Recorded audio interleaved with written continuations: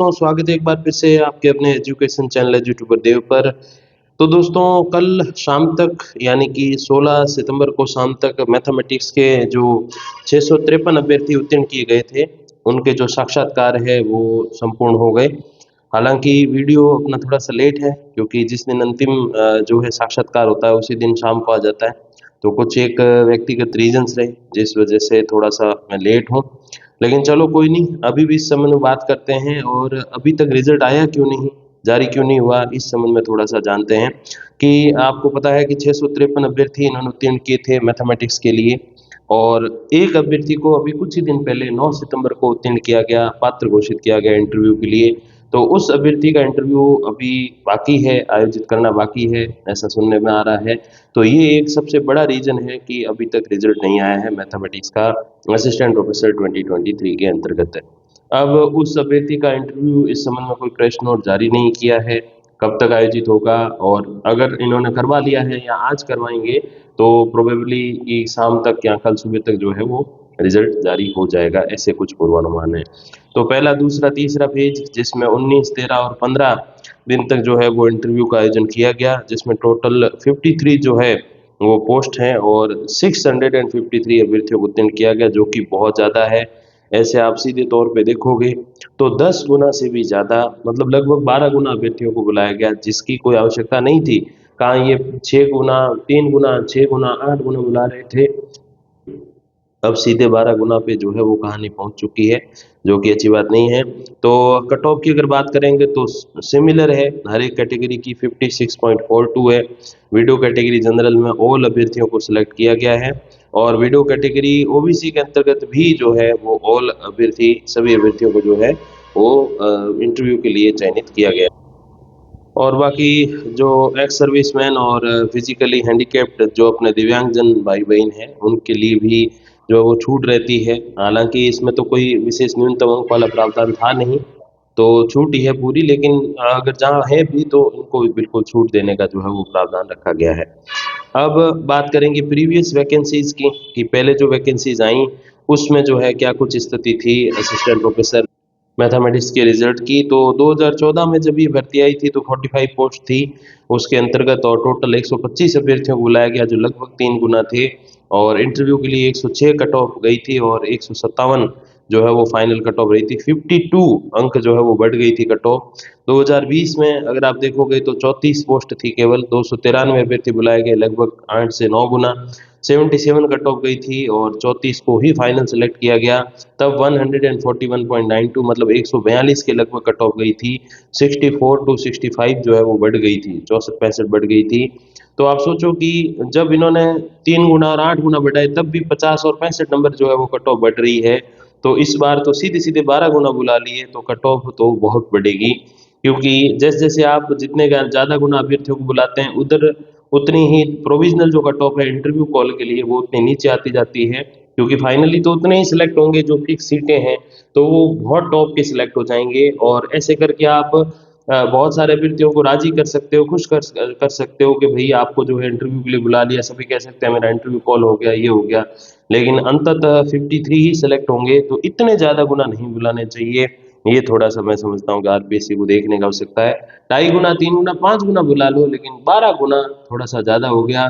क्योंकि एक तो इंटरव्यू में टाइम भी लगता है, एक बेचारे जो अभ्यर्थी अगली भर्ती की तैयारी करते हैं वो भी इंटरव्यू में आ गए, क्या पता अपना हो जाए, उस चिंता में वो अगली की भी तैयारी नहीं कर पाए, तो अभ्यर्थी भी परेशान हुए, जिनका सिलेक्शन होना वो भी और नहीं होना है वो भी। और इधर आरपीएससी ने इतना टाइम ले लिया तो अगली भर्तियों को फिर 12 स्कोर वगैरह उनको थोड़ा कम समय मिला। अपने नेक्स्ट जो वैकेंसी 2025 के दिसंबर में अभी जो है उसका भी इंटरव्यू फिर लेना पड़ेगा। तो इतना लंबा लंबा चलाओगे तो फिर ये तो कब चलेंगी सारी चीज़ें। तो ये थोड़ा मैं समझता हूँ कि आयोग को देखना चाहिए। तो 12 गुना है उस हिसाब से। जो साथी सहायक आचार्यों व्याख्याताओं से जो बात हुई, उस संबंध में थोड़े से आंकड़े लेकर आता हूँ। प्रीवियस वैकेंसीज के बेस पे जो आंकड़े हैं वो थोड़े से गलत सिद्ध होने की इस बार संभावना ज़्यादा है।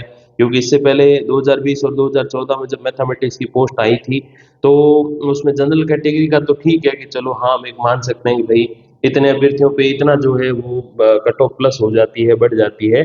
तो कम अभ्यर्थियों पे कितनी स्थिति बनेगी, और सीटें कम ज़्यादा हैं तो उससे क्या बनेगी, तो एक वो आंकड़ा निकाला जा सकता है थोड़ा सा।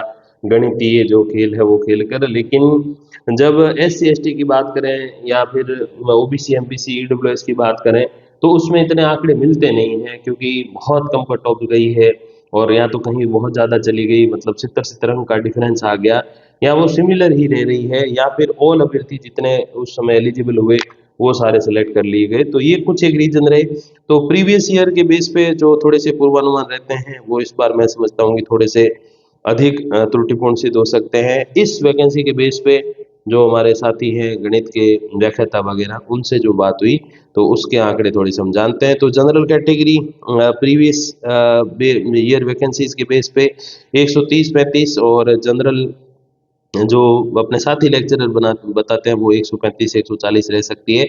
5-7 अंक का इसमें भी डिफरेंस आ सकता है, क्योंकि एग्जैक्ट पूर्वानुमान आरपीएससी खुद भी नहीं लगा सकती, वो तो जब रिजल्ट आएगा तभी पता चलेगा। और जनरल वुमेन या किसी भी कैटेगरी की वुमेन सब कैटेगरी की अगर हम बात करें तो वो 1-2 अंक मैं कम रख रहा हूँ। वो ऐसे ही है क्योंकि उसके आंकड़े इतने विस्तृत मिलते नहीं है, मोस्टली सिमिलर ही रहती है मेंस और वुमेन्स की। एससी की बात करें तो 115-20, 120-25 रह सकती है। एसटी की बात करें तो 110 से 15 और 115 से 20 रह सकती है। अब इसमें ये आंकड़े थोड़े गलत हो सकते हैं, लेक्चरर वाले भी, क्योंकि जिन हमारे साथियों से हम बात करते हैं तो वो जनरल की ही बताते हैं, फिर थोड़ा बहुत पूछ लेते हैं कोई बहुत अधिक परिचित है कि SC ST का क्या रह सकता है, तो वो थोड़ा बता भी देते हैं कि भाई 5-7-10 अंक कम कर दो या 12-13 अंक कम कर दो, इतना कहते हैं। अब एग्जैक्ट देखो बड़े पद पे होते हैं साथी तो उनको इतना समय भी नहीं मिलता कि वो विस्तृत बात इस संबंध में कर पाएँ। तो बाकी सारे पूर्वानुमान, एक जनरल वाला थोड़ा मैं समझता हूँ कि अधिक संभावना है कि वो सही हो पाए। तो 125-30 ओबीसी, 130-35 ओबीसी, एमबीसी की 125 से 30 और 130 से 35, और ईडब्ल्यूएस की 125 से 30 और 130 से 35 ईडब्ल्यूएस की रह सकती है। तो ये कुछ एक पूर्वानुमान अपने मैथ्स के फाइनल रिजल्ट के बारे में। और उन एक अभ्यर्थी का जो अभी सुनने में चीज़ें आ रही है कि नहीं हुआ है, जिनको कोर्ट के थ्रू मान्यता मिली है इंटरव्यू में जाने की, तो उनका जब हो जाएगा इंटरव्यू उसके बाद ही जो है ये फाइनल रिजल्ट आपके जारी होगा। और नेक्स्ट अब किस विषय की संभावना सबसे ज़्यादा है, तो अगर हम साइंस में बात करें तो बॉटनी की संभावना थोड़ी ज़्यादा है, ऐसे हमारे साथियों का भी मानना है। तो देखते हैं कि किसका जो है वो ये साक्षात्कार आयोजित करवाते हैं। अब तो इन्होंने कोई डेट निकाली नहीं है, आधा सितंबर बीत चुका है, बताया नहीं है। आरएस का वैसे लास्ट पेज बता दिया है जिसमें मैं वीडियो भी लाने वाला था, और मेरा भी मानना था कि जो हो गया वो लास्ट है या अगला एक लास्ट होगा, तो वो आरपीएससी ने खुद बता दिया, तो उस वीडियो की आवश्यकता मैं समझता हूँ कि नहीं पड़ी।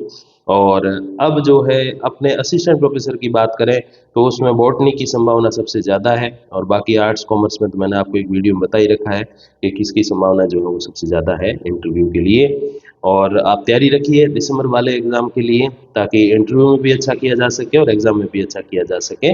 और देखते हैं दीपावली के आसपास राजशेष वाली की भी विज्ञप्ति आने की संभावनाएं बन रही है, तो उस संबंध में भी एक वीडियो में कैटेगरी वाइज कितने पद हो सकते हैं संभावित, तो उस संबंध में हम लोग बात करेंगे। और जिलेवार विवरण भी जो है वो शीघ्र ही आपके सामने प्रस्तुत करूंगा। तब तक के लिए धन्यवाद, नमस्कार।